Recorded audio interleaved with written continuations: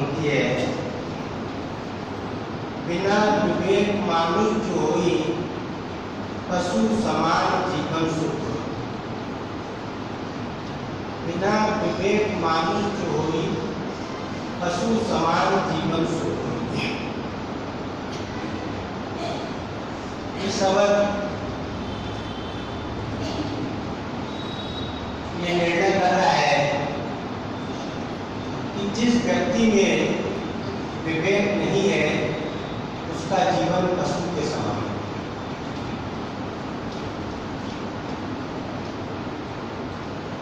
ये जो विवेक का शब्द है, अध्यात्म की भाषा में ही इस शब्द का प्रयोग होता है। संसार में विवेक शब्द का प्रयोग कम ही सुनने में आता है। संसार में जो शब्द इस्तेमाल किए जाते हैं, हम समझते हैं यदि कोई व्यक्ति बड़े अच्छे काम कर रहा है, बड़े अच्छे निर्णय लेता है, संसार में उसने बहुत विद्या अध्ययन किया है, बहुत धन कमाया है, संसार के पदार्थ बहुत इकट्ठे किए हैं और वो उसमें यदि सक्षम है तो कहते हैं कि वह व्यक्ति बड़ा बुद्धिमान है। संसार में बुद्धिमान शब्द का प्रयोग तो होता है, लेकिन विवेक शब्द का प्रयोग कमी दिखाई देता है। जैसे किसी व्यक्ति की तारीफ की जाए तो केवल यही तक सीमित होता है कि व्यक्ति बहुत अच्छा है, बहुत बुद्धिमान है। लेकिन यदि विवेक शब्द का इस्तेमाल नहीं है उसके संग, तो शास्त्र निर्णय कर रहे हैं कि वह व्यक्ति पशु के समान है। बिना विवेक मानुष जो होई, पशु समान जीवन सुख। तो क्या वास्तव में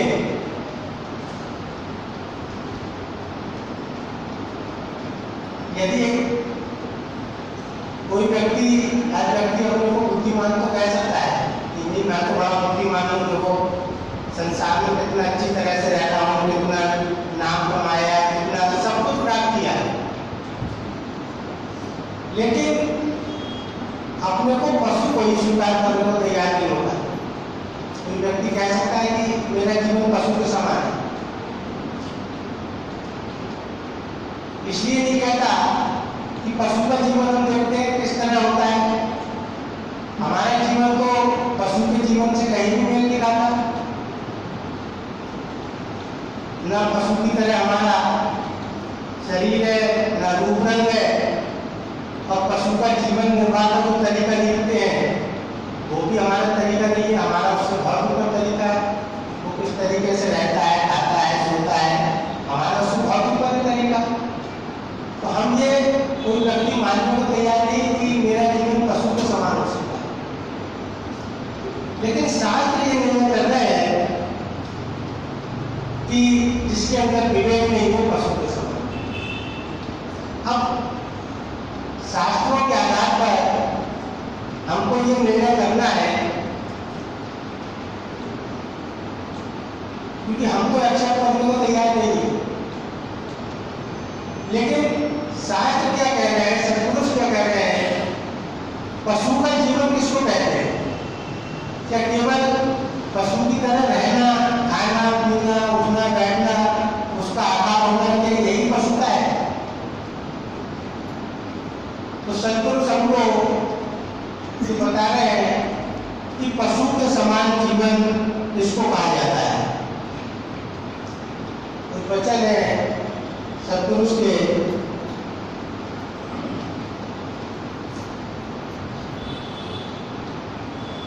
अब देखिए हम तो नहीं मानने को तैयार, कोई भी व्यक्ति नहीं मानेगा, लेकिन सत्पुरुष कह रहे हैं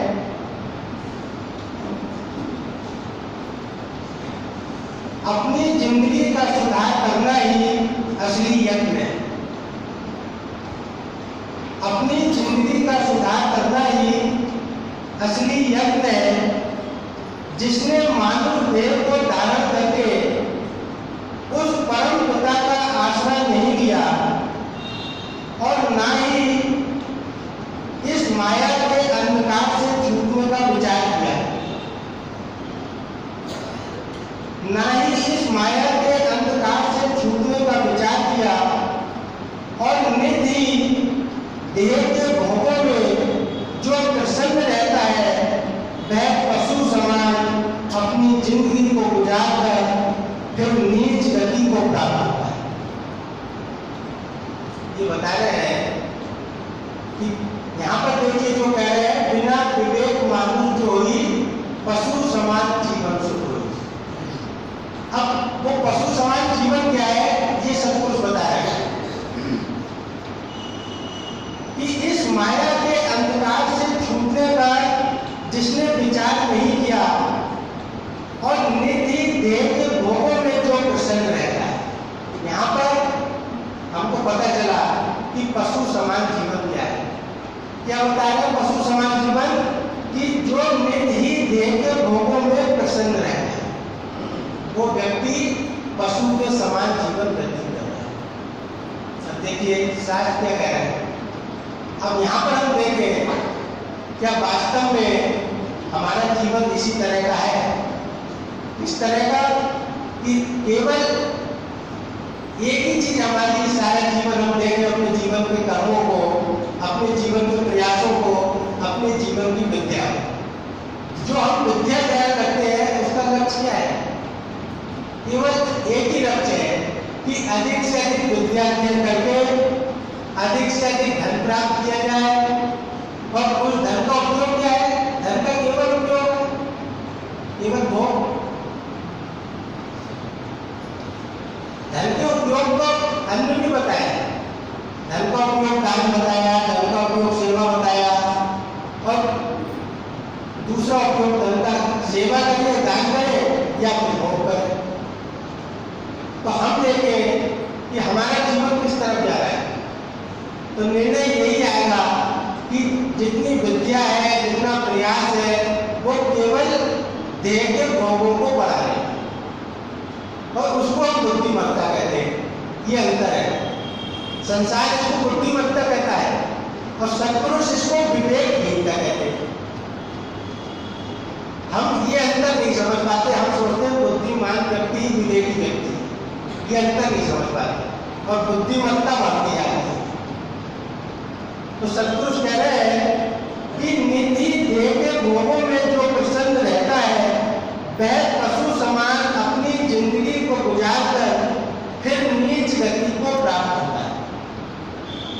इस घोर अंधकार से कभी भी छूट नहीं सकता, बारंबार माया के चक्र में आता जाता रहता है। एक वचन और है इससे संबंधित, कह रहे हैं अब इसको पशु समान जीवन को कहा। ये त्रैगुणी वासना का जाल ही कई सूरतें जीव को दिखलाता है। हर एक जीव वासना की पाबंदी में प्रेरक होकर शुभ अशुभ कर्म करके उनका नतीजा दुख या सुख पाता है। किसी हालत में भी अचल शांति को प्राप्त नहीं हो सकता। यही संसार का मार्ग है। मानव जन्म में आकर जिसने इस भ्रम जाल पर विचार नहीं किया और ना ही अपनी जीवन क्रिया का विचार किया, वह मानव स्वरूप में पशु ही जाने। मानसिक शांति की प्राप्ति की खातिर ही मानव जन्म है। देखिए क्या कह रहे हैं कि मानसिक शांति की प्राप्ति की खातिर ही मानव जन्म है। हम जीवन के जो मूल सिद्धांत है, जो मूल सूत्र है, उसको भूल जाते हैं। रात दिन हर व्यक्ति को आप देखें, यदि उसके जीवन का उससे पूछें कि आपके जीवन का कुल मिलाकर सार क्या है, कुल मिलाकर इच्छा क्या है, तो हर व्यक्ति के जीवन की एक इच्छा है कि मुझको अधिक से अधिक चैन मिले, अधिक शांति मिले। लेकिन धोखा क्या होता है? धोखा क्या है? वो जो शांति का वास्तविक मार्ग है, जिससे वास्तव में उसको शांति मिल सकती है, वो मार्ग भूलकर भ्रम में क्या पड़ जाता है उनमें जरा सा सुख मिलता है वो इसको अपनी मंजिल मान लेता है।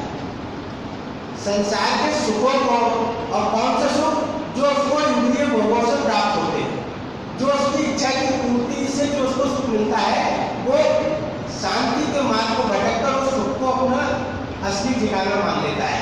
बस ये धोखा है उसके साथ, जबकि ये वास्तव में उसका ठिकाना नहीं है संसार में सुख। संत कबीर ने कहा कि झूठे सुख को सुख कहे, मानत है मनमोहन। अगर वास्तव में ये सुखी हमारे जीवन का आधार होते तो हम देखें कि हमने जीवन में बहुत बार सुख प्राप्त, कभी भूख लगी तो खाना खाकर ऐसा लगा सुख प्राप्त हुआ, कभी प्यास लगी तो पानी पीकर सुख प्राप्त हुआ, कभी कोई शरीर में तकलीफ हुई वो दूर हो गई तब सुख प्राप्त हुआ, कहीं जाने की इच्छा थी वो पूरी हो गई तब अनेकों बार सुख प्राप्त हुआ। लेकिन क्या आज तक उस सुख की, अगर आज कोई इच्छा पूरी ना हो दुख में खाने, तो ये हजारों बार सुख प्राप्त हुआ, हजारों बार दुख प्राप्त हुआ, और उनका कुल रिजल्ट मिलाकर देखा जाए तो आज दुख में ही खड़े। अभी फिर 15 मिनट पानी ना मिले भाई कि नहीं दुख में खड़े हैं। अभी कोई जरा सी इच्छा पूरी हो जाए तो पूरी ना हो फिर दुख में खड़े हो गए। तो कब तक ये सुख और दुख का चक्कर चलता रहेगा? ये मनुष्य जीवन का लक्ष्य नहीं है, लेकिन हम धोखे से इसी चक्र में फंस गए हैं सुख और दुख में, और इसको मंजिल मान लिया। तो इसका परिणाम क्या होता है कि सारा जीवन ये सुख और दुख का चक्र चलता रहता है, सारा जीवन, और हम इसी को पूरा करते रहते हैं। लेकिन एक दिन ऐसा आता है कि ये सारे प्रयास निरर्थक हो जाते हैं और शरीर समाप्त होने की स्थिति आ जाती है। उस समय हर व्यक्ति से पूछिए, यही मिलेगा उसका उत्तर कि वो निराशा ही संसार से विदा होता है। तो इसलिए सत्पुरुष कह रहे हैं कि शारीरिक भोगों में तो और जीवनों में जीव आसक्त होकर सुख व दुख पाता है। इस वासना रूपी भोग जाल से छूटने के वास्ते ही मानव जन्म है। इस वास्ते नित्य सत्पुरुषार्थ द्वारा अपनी कल्याण करना हर एक मानुष का परम धर्म है। अब देखिए बता रहे हैं, ये तो बताया पशु समान जीवन क्या है, इसका निचोड़ एक लाइन में है। जो व्यक्ति, जो मनुष्य केवल शरीर के भोगों में आसक्त होकर या केवल देह के सुख के लिए अपना जीवन व्यतीत करता है, वो पशु समान जीवन। जो देह के भोगों को आधार मानकर उसके भोगों को प्राप्त करने के लिए अपना जन्म व्यतीत करता है, वो पशु समान जीवन। अब विवेक का जीवन क्या होता है, ये सत्पुरुष हमको बता रहे हैं। कह रहे हैं देखिए अंतर कितना है विवेक और सांसारिक बुद्धिमत्ता में। विवेक क्या है? शुद्ध विवेक की साध ये है, इसको बड़े ध्यान से सुने। शुद्ध विवेक की साध ये है कि तमाम प्रकृति को विनाश और दुख रूप समझकर एक अविनाशी स्वरूप के परायण होना। ये संसार की हमको कौन सी विद्या सिखा रही है? संसार की जितनी विद्या है वो केवल देह परायणता सिखाती है, अर्थात देह के सुख कैसे प्राप्त हो, देह के भोग कैसे प्राप्त हो, और संसार की विद्या क्या है? देह की लंबी आयु कैसे बने, देह किस तरह से बनी रहे हमारी, ये संसारिक विद्या सिखाती है, अर्थात देह परायणता सिखाती है संसारिक विद्या। और जो अध्यात्म विद्या है, जो शास्त्र है, जो ईश्वर भक्ति का मार्ग है, वो हमको क्या सिखाता है?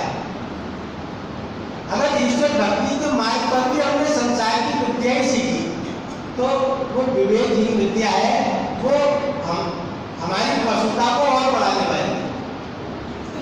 तो कह रहे हैं शुद्ध विवेक की साध ये है कि तमाम प्रकृति को विनाश और दुख रूप समझकर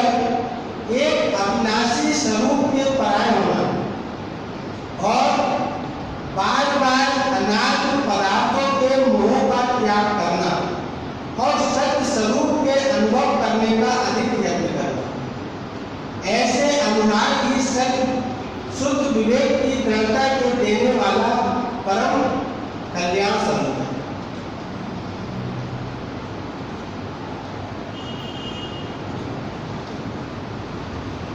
एक वचन से और समझे, विवेक में और संसारिक बुद्धि में अंतर।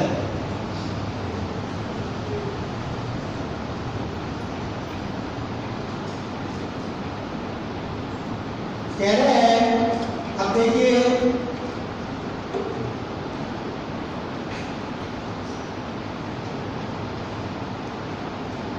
बिल्कुल उल्टे मार्ग में दोनों, संसारिक बुद्धि और संसारिक विद्या वो हमको क्या सिखाती है और शुद्ध विवेक क्या सिखाता है, ये अंतर समझे। शुद्ध विवेक क्या समझाता है कि तमाम प्रकृति को विनाश और दुख समझकर, ये शुद्ध विवेक समझाता है कि प्रकृति विनाश है और दुख है, और अनात्म पदार्थों से मोह को त्याग करना। और संसारिक बुद्धि क्या सिखाती है हमको,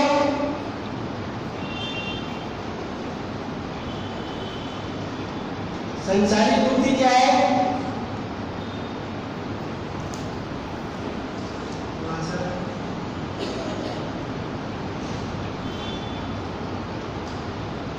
जो भी संसार में उत्पन्न हुआ है वह अपनी कमी को पूरा करने के यत्न में दृढ़ हुआ है, मगर अज्ञान वश होकर के अपनी कमी को पूरी करने के बजाय कमी को धारण कर रहा है और ऐसा समझता है कि मैं अपनी उन्नति कर रहा हूँ, यही असली मूलता है। वास्तव में अपनी वासना को पूर्ण करने की खातिर अधिक से अधिक इंद्रियों के भोग एकत्र करने में हर एक जीव विचर रहा है। ये देखिए हमारा जीवन बता रहे हैं कि वास्तव में अपनी वासना को पूर्ण करने की खातिर अधिक से अधिक इंद्रियों के भोग एकत्र करने में हर एक जीव विचर रहा है। यही हमारा जीवन है कि अधिक से अधिक इंद्रियों के भोग इकट्ठे करना, मगर ऐसा नहीं जान सकता है कि इंद्रियों के भोग वासना को पूरे करने वाले नहीं है, बल्कि वासना को बढ़ाने वाले। यदि हम अपने पहले के जीवन को विचार करें तो आज हम देखेंगे कि व्यक्तिगत जीवन और सामाजिक जीवन, अगर हम पिछले बुजुर्गों को जीवन को ध्यान देंगे, अपने बचपन को ही ध्यान देंगे, तो आज से हमारा जीवन स्तर कहां से कहां तक पहुंच गया। और हम सारा जीवन अपनी अभी तक जो प्रयास किया है वो केवल वासनाओं को पूर्ण करने के लिए किया है, अपनी इच्छाओं को पूर्ण करने के लिए। और कहां से कहां तक हमारा पहले का अपना देख लीजिए किस तरह का जीवन था साधारण, और आज हमारा जीवन कहां से कहां पहुंच गया। सब कुछ है, लेकिन पहले की हमारी इच्छाओं को देखिए और आज की इच्छाओं को देखिए, तो पहले जिन चीजों की इच्छा थी आज उससे अनेक गुना ऊपर इच्छा है। पहले बहुत छोटी छोटी इच्छाएं हुआ करती थी हमारी, बहुत छोटी छोटी, ये ज्यादा एक्सप्लेन की बात नहीं है, हम सबका अनुभव करता है। लेकिन आज की हमारी इच्छाएं उनसे कई गुना है, बहुत बड़ी हो गई। तो करा क्या हमने, अपनी इच्छाओं को पूरा करते करते इच्छाएं खत्म नहीं हुई, बल्कि इच्छाओं का स्तर और ऊंचा होता चला। पहले किसी व्यक्ति पर साइकिल नहीं हुआ करती थी तो लोग शादियों में साइकिलें दिया करते थे, और आज आप देख लीजिए सीधी कारों की बात होती है। हर चीज में हमने जो चीजें प्राप्त करनी है, आज वस्त्रों की बात कर लीजिए, पहले किसी पर तीज त्योहार पर कपड़े बना करते थे, ये एक साधारण सी बात है।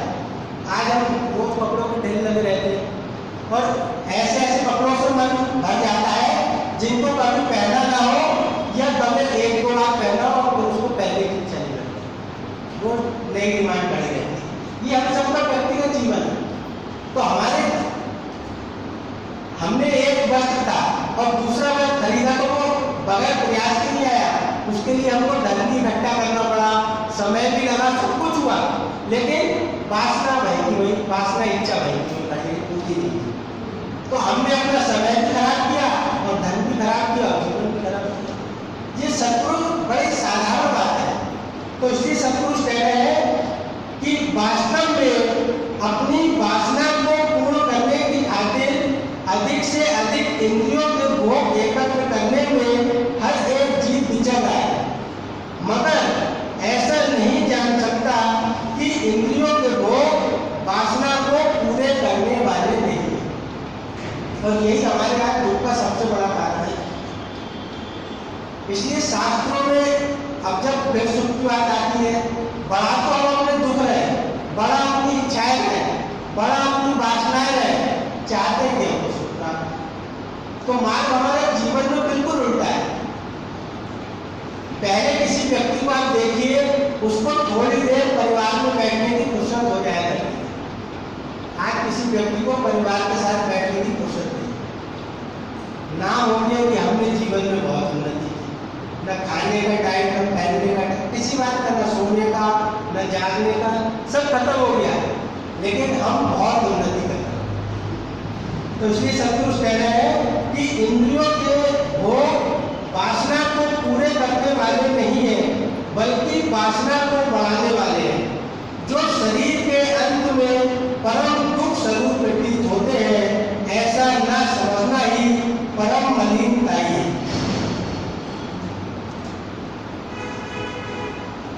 एक और चीज बता रहे हैं, फिर एक अंतर बता रहे हैं। शास्त्रों में बुद्धिमत्ता को और विवेक को एक उदाहरण देकर समझाया गया।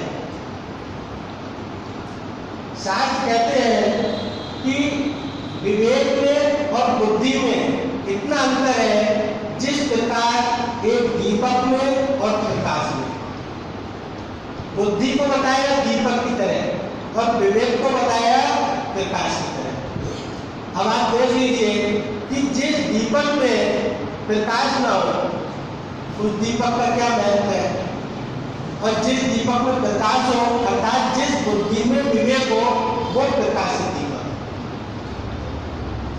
तो केवल जो बुद्धिमत्ता है वो शरीर को देह परायणता की ओर ले जाती है, जो बुद्धिमत्ता जिसको कहते हैं, और जो विवेक है वो देह परायणता से ऊपर आत्म परायणता की ओर ले जाता है।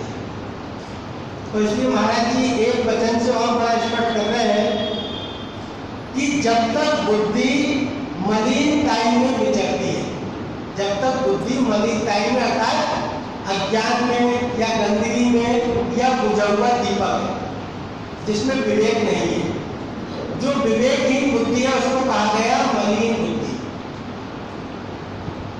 जो विवेकहीन बुद्धि है जिसको पशु बुद्धि कहा, उसको मलिन बुद्धि कहा। उस बुद्धि की पहचान क्या है? जब तक बुद्धि मलिनताई में विचरती है, यानी शरीर और शरीर के भोग ही परम सुख रूप समझती है। ये हम लोग के लिए कम से कम जो गुरु की शरण में आए हैं उनको ये बात बड़ी स्पष्ट होनी चाहिए, क्योंकि हम बड़ी गुरु भक्ति की बात करते हैं, बड़ी सत्संगी होने की बात करते हैं, लेकिन इस कमी को हम कभी ध्यान नहीं देते और सत्संग और सब कुछ करते रहते हैं, लेकिन बुद्धि में भोगों के प्रति आकर्षण कम नहीं होता। और यही कारण है कि हम सारा जीवन ये शिकायत करते रहते हैं कि मुझको सत्संग की फुर्सत नहीं मिलती, मुझको ईश्वर भक्ति मार्ग पर चलने की फुर्सत नहीं मिलती। और इसमें सबसे बड़ी रुकावट क्या है? बुद्धि की मलिन अवस्था अर्थात देह के भोगों के प्रति आकर्षण। ये सबसे बड़ी हम लोग की बाधा है। इसलिए सतपुरुष कह रहे हैं जब तक बुद्धि मलिनताई में विचरती है, मलिनताई अर्थात यानी शरीर और शरीर के भोग ही परम सुख रूप समझती है। ये बात रट जानी चाहिए। मलिनताई अर्थात शरीर और शरीर के भोग ही परम सुख रूप समझती है, तब तक कभी भी पवित्र स्थिति को धारण नहीं कर सकती। और ये हम सबका अनुभव है, इसमें खुद ही आप चिंतन करने का चिंतन करने की आवश्यकता है। यानी ऐसी अंध भावना को धारण करके शरीर के भोगों में अति आसक्त होकर काम, क्रोध, लोभ, मोह और अहंकार की भयानक अग्नि में नित्य जलती रहती और मलिनताई की अधिकता को धारण करती है। यही जीवन अधिक संकट से। तो इसलिए हम इस बात को समझें कि बुद्धिमान होना और विवेक होने में क्या अंतर है। जो बुद्धिमान है वो सारा जीवन देह और देह के भोगों की ओर दौड़ता है। अगर देह बनी रहे, इसकी सुंदरता बनी रहे, इसका स्वास्थ्य बना रहे, इसके लिए सब काम कर लेगा। और जो देह परायणता से उठने की बात है तो उनको देह परायणता में इतना लगता है कि उसको इस काम के लिए फुर्सत ही नहीं। इसलिए सारा ईश्वर भक्ति का मार्ग, सारा ज्ञान मार्ग हमको केवल यही सिखाता है। हम लोग कितनी राम की पूजा करते रहे, कितना देवी देवताओं को मानते रहे, कोई भी हमको शास्त्र नहीं सिखाता कि राम की भक्ति का ये मतलब है कि सारा जीवन शरीर के भोग करते रहो, पूरे शरीर के ऐश करते रहो, अपनी मनोकामनाएं पूरी करते रहो और सुबह शाम तिलक लगा लो और मंदिर में जाकर दर्शन करा लो। कोई शास्त्र हमको नहीं सिखाया। रामायण में साफ लिखा इसी विवेक के बारे में। जैसे महाराज जी कह रहे हैं, बुद्धि की मलिन अवस्था क्या है? जो देह परायण है, ये बुद्धि की मलिन अवस्था। और यही राम की भक्ति सिखाती है। रामायण में साफ लिखा कि सेवई लखन सीय रघुवीर। इससे ज्यादा स्पष्ट नहीं है। सेवई लखन सीय रघुवीर। लखन जी जंगल में जब भगवान वनवास में थे तो भगवान राम की और माता सीता की सेवा किया करते थे। तो वो सेवा किस तरह से करते थे? ये लोग रामकृष्ण को बहुत पूछते हैं और वो यही समझते हैं भक्ति है कि बस जाके दर्शन कर गया, तीर्थ होकर घूम आए। इसका भक्ति से दूर दूर तक कोई संबंध नहीं है। भक्ति का मतलब क्या है? सेवई लखन सीय रघुवीर जिमी अविवेकी पुरुष शरीर। जिस प्रकार एक अविवेकी पुरुष अपने शरीर की सेवा करता है, शरीर की सेवा था यानी शरीर और शरीर के भोग ही परम सुख रूप समझता है। ये है शरीर की सेवा। और क्या करते हैं? शरीर की सेवा। यही तो शरीर की सेवा है कि शरीर और शरीर के भोग ही सुख रूप समझना। तो वहां लिखा कि सेवई लखन सीय रघुवीर जिमी अविवेकी पुरुष शरीर। जिस प्रकार एक अविवेकी पुरुष अपने शरीर की सेवा करता है, इसी प्रकार एक विवेकी पुरुष उस ईश्वर की सेवा, जिसको आत्मा कहते हैं, जिसको जो भी शब्द हम दे दें, जो आपका सत स्वरूप है, जो आत्म स्वरूप है, एक विवेकी पुरुष उसको जानने की प्रयास करता है। तो हम इस विवेक को और अविवेक को समझे, केवल इस बुद्धिमत्ता के धोखे में न रहे। इस बुद्धिमत्ता का परिणाम केवल दुख रूप है और अंत में व्यक्ति निराश है, संसार से। तो ये मार्ग मिलता कहाँ से है? ये संसार की विद्या नहीं सिखाती।